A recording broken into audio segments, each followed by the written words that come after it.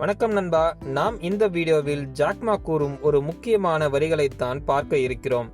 அதாவது, நீ என்றும் அன்புக்காக ஏங்கிக் கொண்டே இருக்காதே, அதை அடைவதற்காக உனது சுய மரியாதையை இழக்க முற்படாதே, அடுத்தவர்களை திருப்திப்படும் முயற்சியில் நீ உன் தனித்துவத்தை இழக்காதே.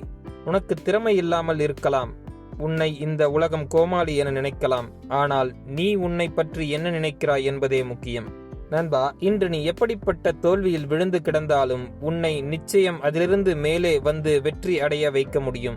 அதற்காக நீ பொறுமையுடன் விடாமுயற்சியுடனும் உழைத்தால் நிச்சயம் அந்த வெற்றி உன்னை வந்து சேரும். அதனால் இன்றே முடிவெடு. வருத்தத்தில் மூழ்கி தோல்வியடையப் போகிறாயா, அல்லது விடாமுயற்சி எனும் கருவியை பயன்படுத்தி வெற்றியடையப் போகிறாயா? நன்றி, வணக்கம்.